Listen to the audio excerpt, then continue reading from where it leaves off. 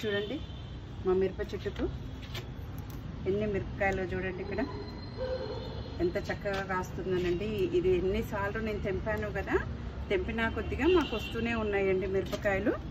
చూడండి ఎంత చక్కగాను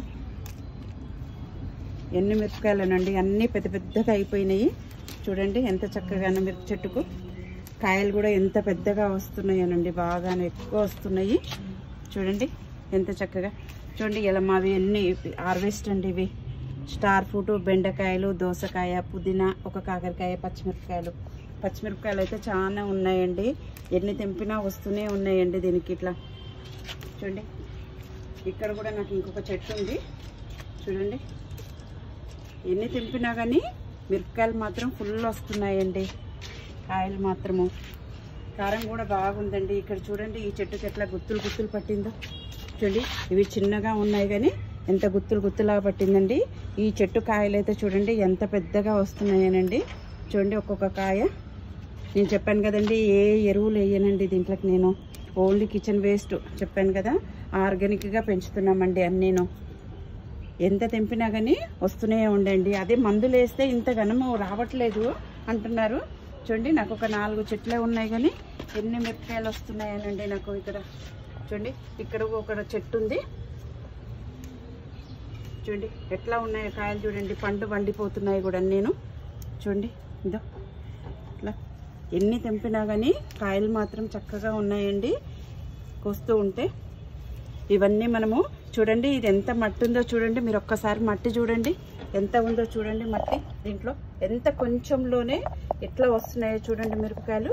అన్ని మిరపకాయలు మళ్ళీ మేము తెంపినా కానీ చూడండి ఎట్లా ఉన్నాయి మిరపకాయలు. ఇక్కడ నేను తెంపినా కానీ ఇక్కడ గుత్తులు గుత్తులుగా ఉన్నాయి. చూడండి ఎట్లా గుత్తులుగా ఉన్నాయో చూడండి. తెంపినా కొద్దిగా మనకు గుత్తులుగానే వస్తున్నాయండి మిరపకాయలు మాత్రము చాలాను. ఈ చెట్టుకు చూడండి, ఈ చెట్టుకు చూడండి ఎన్ని కాయలు ఉన్నాయనండి. ఇక్కడ చెట్టుకు ఎక్కడ చూసినా గుత్తులుగానే ఉన్నాయండి. చూడండి ఎక్కడ చూడండి ఇక్కడ ఎన్ని కాయలు చూడండి. అన్ని పండు మక్కిపోతున్నాయండి బాగాను. తెంపుతా ఉంటే వస్తూనే ఉన్నాయండి. టెర్రస్ గార్డెన్లో చిన్న చిన్న బకెట్లో కూడా పెట్టుకోవచ్చండి. ఇది కూడా చూడండి ఒక చిన్న బకెట్లోనే ఉంది. ఇది కూడా కొంచెం మట్టేనండి. అన్నీ ఇలానేనండి. ఇక్కడ ఇది చూడండి ఇక్కడ కూడా అంతే. అంత ఎక్కువ మట్టి లేదండి. లైట్ వెయిట్తో కిచెన్ వేస్ట్ వేసి పెంచితే ఈ రకంగా వస్తున్నాయండి చాలాను. మీరు కూడా ఇలా కూరగాయలు పెంచుకోండి. ఆర్గానిక్ కూరగాయలు పెంచుకొని కూరగాయలు పండించుకోండి.